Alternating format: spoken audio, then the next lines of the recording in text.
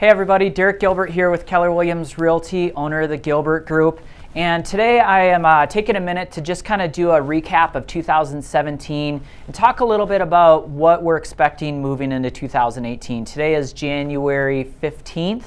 And so we're just a couple weeks into the new year and we're already starting to see some things happening that I'll get into in a little bit.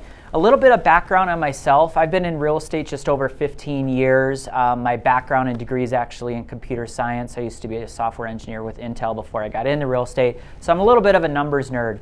But I own the Gilbert Group along with my wife. We've got a team of about 6 people and we're just approaching about 1,000 homes sold. Last year we sold about 82 homes.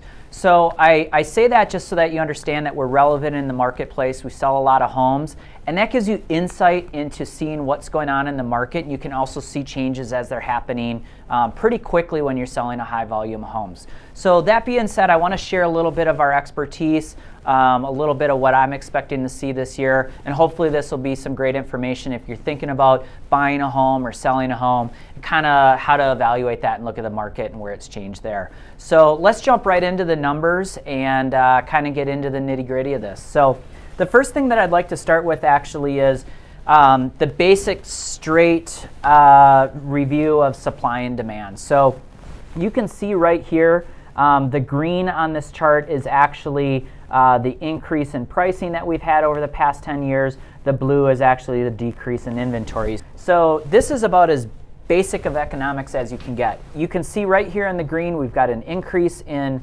price and we have a decrease in inventory, so hence an increase in demand. So where this is relevant is we're starting to reach a tipping point where that price is going to start to bump up against affordability, which we've seen happening in the past couple of years. And if you actually look at how much available inventory we have in the market right now, we're sitting at, as of December, we were at about 2,500 active single-family homes in the general Denver market area. That'll fluctuate a little bit depending on what cities you're including, but let's just round that off and call it 3,000 homes for sale compared to 5,000 or 5 years ago where we had 12,000 homes for sale. I think that drastic difference kind of explains itself. That's why we've seen the craziness that we have in the market, the increase in pricing. But what you'll have noticed last year in our median price sold is we saw a fairly healthy increase from December of 2016 through December of 2017 of about 7%. Now the reality of that is if you actually look mid-year of last year, let's say June through December, you're going to see our market actually went down 1.7%. So that means we actually increased about 9% from January through June, and then June pulled back 1.7%. We ended up around 7%. A lot of people don't realize that you can have a market this extreme where we've only got 3,000 homes for sale, you're seeing home values increase 7% annually, and in the midst of all of that, we actually see a decrease of value in certain times of the year. And people don't realize that. So there is some times of the year that you can actually best time yourself for buying a home, for selling a home, and I want to talk about that a little bit. So we typically see about 3 different season shifts in Denver. The fall is when we see the largest shift in pricing. So let's call it August through December is usually when you're going to see about a 3 to 4% decrease in value across the board. Now, depending on where you're at in Denver, like you'll see this was 1.7%, that's going to be offset. It's also going to depend on pricing. So homes under $300,000, those obviously aren't really pulling back in price, but homes above 450, 500,000, they're usually going to see about a 2 to 3% pullback. As you get further outside of Denver and you start getting outside the 470 loop, maybe up in Thornton, Longmont, maybe down south in Castle Rock, Parker, you're going to see a little bit more of a decrease in that value because the demand isn't as strong as you get to the outskirts. So I hope this all makes sense as you're kind of thinking about where we see those price fluctuations, where we see the timing fluctuations. But the fall is normally where the strongest decrease in price comes into play. So if you're a buyer, that's going to be your best time to pick up a home.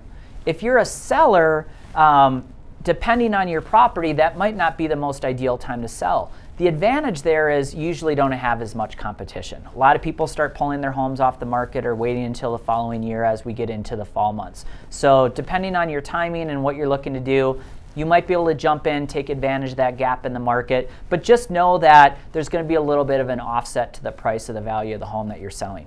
But if you're moving into another home in Denver, it's the same thing happening on the house that you're buying, so a lot of the time you can wash that out. And if you're a move-up buyer, you actually are coming out ahead because you're selling at the peak and you're buying when they're coming down a little bit, so you can kind of bridge that gap. Now, if you're a seller in this market, your best time to sell a home, typically in the Denver market, is March, April, and May. The values that we saw decrease from August, September through December, it's going to take January, February, and March for you to get that money back. Because you had a pullback in the fall, now the new year's hitting, people are going to start coming back into the market, homes are going to start coming back into the market, and we're going to see that appreciation start coming into play, but it's going to take you a couple of months to regain those losses from the prior fall. So that's why I'm saying March, April, and May, you'll have gained those values back. Now you're starting to see the actual appreciation that's going into your pocket, and so you can maximize out those profits. So I hope that helps in preparation for selling, thinking about different times of buying. In regards to what I'm expecting to see for 2018, I feel like we're getting right around the top of where this market is probably going to bear while the interest rates are at this level. The interest rates are really what are allowing the market to continue the way it has. They haven't made any substantial increases. They've hovered around 3.5% to 4% now for the past few years. As of today, we're still sitting at around 4%.